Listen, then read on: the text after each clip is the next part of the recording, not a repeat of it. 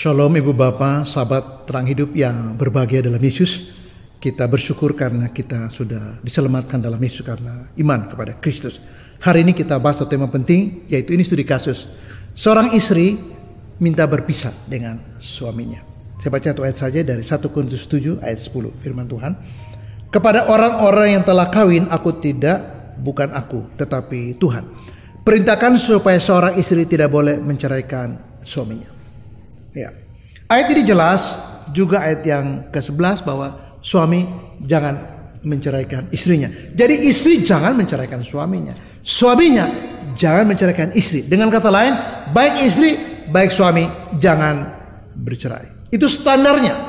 Tapi dalam pengalaman, dalam kasus ini, istrinya hanya ingin minta cerai saja. Pak, saya tidak mau lagi bersama dia. Apapun terjadi, saya cuma minta satu hal. Saya tidak minta yang lain, Pak. Saya hanya minta bercerai saja. Ya. Apa yang harus dilakukan oleh suaminya? Nah, yang pertama begini. Ini peristiwa sudah lama.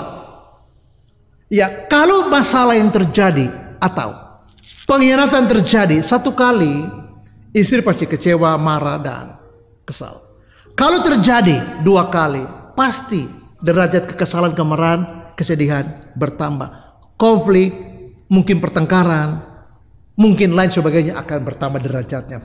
Kalau 3 kali, 4 kali, 5 kali, 6 kali, sampai berkali-kali dan lama, ini biasanya memicu keputusan dari istri. Istri udah putus asa, sampai tidak lagi mungkin mempercayai bahwa ada perubahan bagi suaminya. Dia percaya pada Tuhan, tapi dia tidak percaya pada suaminya. Ya, kau percayalah pada Tuhan.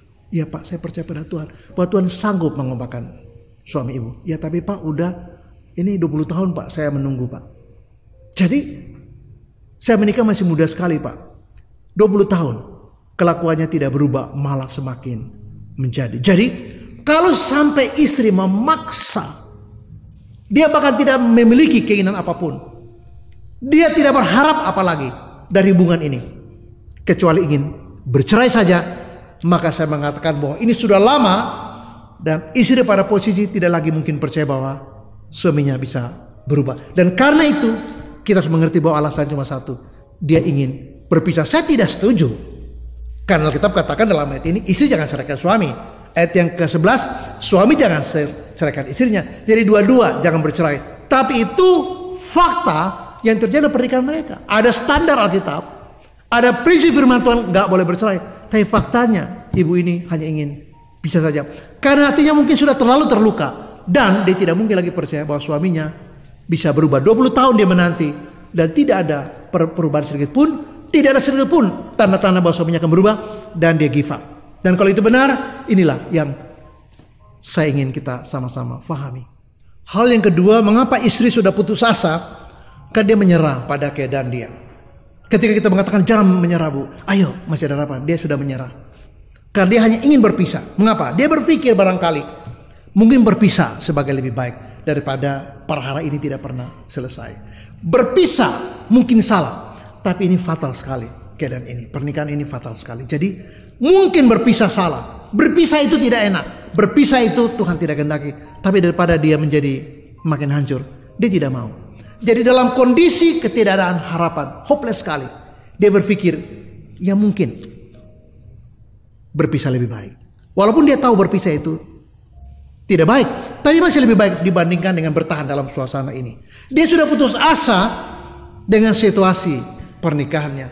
Dia sepertinya sudah hopeless sekali dan tidak mungkin lagi percaya. Dalam situasi itu dia give up. Saya menyerah Pak. Jangan nasihati saya Pak untuk bertahan lagi Pak. Yang menasihati saya untuk bertahan itu bukan cuma Bapak. Telah ratusan orang datang bicara dengan saya. Dan saya percaya Pak. Tapi sekarang kayaknya enggak. Karena saya tidak melihat sedikit pun tanda-tanda. Saya tidak melihat indikator apapun. Saya tidak melihat sesuatu yang terjadi pada suami saya. Sehingga saya berpikir, udahlah saya give up Pak. Ya, saya bilang ibu belajar percaya Pak. 20 tahun saya percaya Pak. Siang malam saya menangis dan berdoa. Orang mengatakan puasa, saya puasa. Orang bilang Bu, ibu berdoalah ke Bukit Apu apa di sana gitu. Ibu ke sana lah berpuasa di menara itu, doa sana. Ibu ke situ lah, di situ adalah tempat retreat yang bagus. Ibu bisa menyendiri dan berdoa. Ibu sampaikan kepada Tuhan berpuasa di sana. Saya sudah lakukan, Pak. Tapi itu tidak membawakan hasil apapun. Sehingga dia mengatakan, jangan kasih saya nasihat untuk bersabar atau berharap. Ya, saya tidak lagi bisa percaya. Dalam kondisi dia hopeless, dia menyerah pada keadaan. Dia berpikir bahwa mungkin berpisah. Dia tahu, bukan tidak tahu, bahwa berpisah itu buruk. Tapi masih lebih baik yang buruk itu daripada bertahan. Itu sangat buruk. Sehingga dia hanya ingin berpisah. Kalau ini benar, maka saya ingin mengatakan bahwa ini titik yang paling krusial, yang paling kritis dalam kehidupan pernikahan ini. Ini studi kasus. Sehingga kita tidak mudah untuk memberi nasihat seperti yang dia katakan tadi. Dia sudah bertahun-tahun, 20 tahun mendengar nasihat yang kurang lebih standar. Sabarlah, percayalah, Tuhan masih bisa melakukan sesuatu. Dan dia mendengar itu bukan dari satu orang, tapi ratusan nama Tuhan. Tapi hasilnya nggak ada. Bahkan dia mulai meragukan apakah dia pada iman yang benar. Kenapa? Karena terlalu berat situasi dia. Karena suaminya tidak menunjukkan perubahan apapun dalam waktu yang berlalu begitu panjang. Yang ketiga, saya berkata kepada suaminya, ya, saya tidak bisa memberi nasihat apapun kepada kamu, tapi saya hanya minta satu hal aja. Kamu bertobat sungguh-sungguh. Tapi istri saya udah gugat, udahlah, kau bertobat sungguh-sungguh. Tapi istri saya udah nggak mau bicara, sudahlah, kau bertobat sungguh-sungguh. Kau bertobat sungguh-sungguh. Dan saya katakan, kamu jangan bertobat supaya harap istrimu kembali. Itu urusan Tuhan, bukan harapanmu. Jangan kau bertobat supaya dia memaafkan kamu. Itu di luar tujuan kamu kenapa saya suruh bertobat. Bertobat artinya kamu bereskan dirimu dengan Tuhan. Itu aja. Bahwa istrimu akan berubah atau terima kamu, dia akan percaya lagi kepada kamu, itu bukan tujuan kamu. Yang saya maksud dengan bertobat, bukan. Tapi bahwa kamu tahu ini situasinya, karena kesalahan kamu, maka cuma ada satu jalan keluar. Yang menurut saya kasih tahu kepada kamu adalah bertobat. Kamu tidak bisa melakukan apapun. Jangan berharap seseorang bisa bantu kamu. Jangan berharap ada mediasi. Karena ratusan kali mediasi.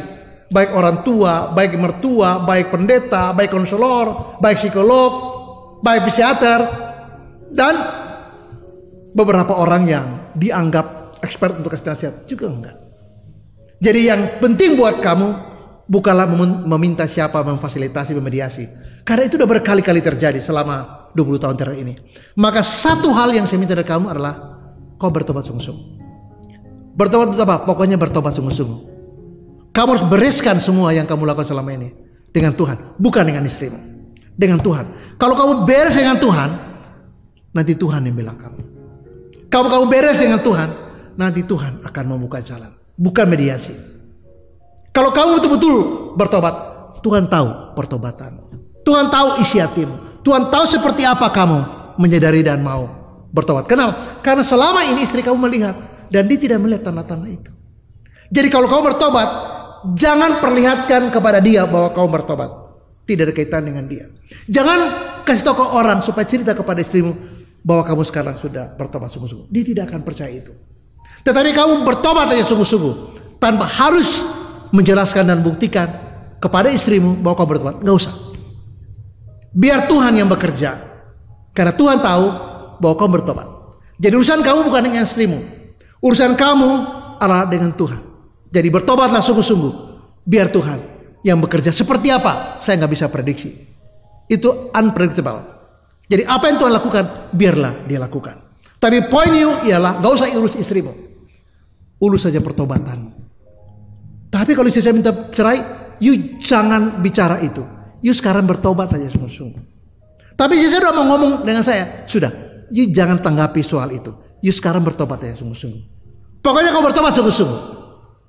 Dan nanti Tuhan akan menilai sampai jauh mana kamu bertobat. Kalau Tuhan nilai kau bertobat, biarlah Tuhan yang bekerja dalam hidupmu. Dan dampaknya kepada istrimu. Tapi itu bukan tujuan. Dampak itu bukan tujuan. Coba konsekuensi logis dari ketika kau bertobat dan Tuhan yang bekerja. Kalau kamu berusaha untuk memulihkan diri kamu dan minta mediasi orang lain, saya katakan ini nol besar. Tapi kalau kau bertobat sungguh-sungguh, biarlah urusan kamu dengan Yesus. Dan itulah yang kamu lakukan. Gak usah pikir yang lain, bertobat aja sungguh-sungguh. Hal yang terakhir adalah ini tentang suami juga. Maka saya ingin mengatakan adalah sabar saja. Sampai kapan? Sabar saja. Tapi kalau dia memaksa, ya sabar saja. Apapun terjadi, sabar saja. Karena Anda pada posisi yang bermasalah. Istri kamu jadi korban.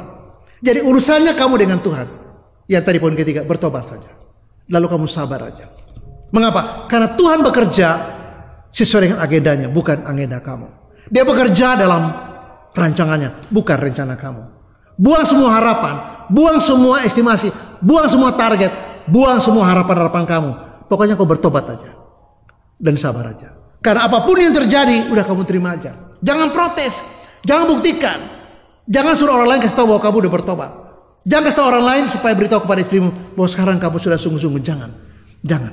Biar saja Tuhan yang bekerja dengan cara Tuhan. Biar saja Tuhan yang bekerja dengan agendanya. Urusan kamu adalah sabar saja. Sabar saja. Kamu udah bertobat sungguh-sungguh, udah sabar saja. Jadi gimana Pak Tony? Udah sabar saja. Jadi kalau saya kirim surat apapun, ya kamu sabar aja. Pokoknya kamu jangan melakukan yang lain, udah sabar aja. Kamu betul-betul total berserah kepada Tuhan. Apapun terjadi baik atau buruk, udah kamu sabar saja. Jangan melawan. Jangan mencari pembelaan. Jangan menjadi pengacara. Jangan urus ke pengadilan. Nanti yang ada di ujungnya semua jadi hancur. Jadi buat suami, saya hanya minta dua hal. Yang poin ketiga adalah bertobatlah sungguh-sungguh. Yang keempat, yang terakhir adalah betul-betul sabar. Mengapa? Karena pemulihan itu tidak seperti orang membolak-balikan tangan. Pemulihan itu tidak sifatnya mendadak. Pemulihan itu suatu proses yang panjang dan didasari oleh pertobatan. Bahkan tidak ada pemulihan dalam Yesus tanpa pertobatan. Dan hanya Yesus tahu ente bertobat atau tidak. Hanya Yesus yang bisa menilai kamu sungguh bertobat atau tidak. Bukan manusia, bukan konselor, bukan mertuamu, bukan adik iparmu, kakak iparmu, bukan istrimu, bukan juga kamu. Yang menilai, yang mengasesmen kamu bahwa kamu sungguh-sungguh bertobat adalah Yesus. Nah, jadi sabar saja. Setelah kau bertobat, sabar saja. Apapun terjadi, sudah sabar saja. Biarlah Tuhan bekerja dengan cara Dia dan kamu sabar saja. Mengapa? Karena pemulihan itu bersifat proses yang dibangun oleh komitmen untuk bertobat sungguh-sungguh dan membiarkan Tuhan yang bekerja atas rumah tanggamu, atas dirimu dan atas keluargamu. Dan ini saya katakan bahwa setelah kau bertobat sungguh-sungguh, poin ketiga, poin keempat, ya udah sabar saja.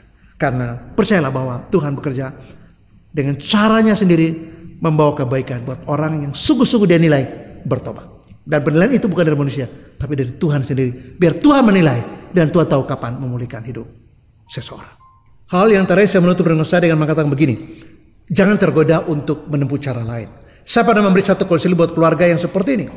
Saya bilang kepada suaminya, jangan mencari jalan yang lain. Suami gak dengar, dia hubungi pengacara.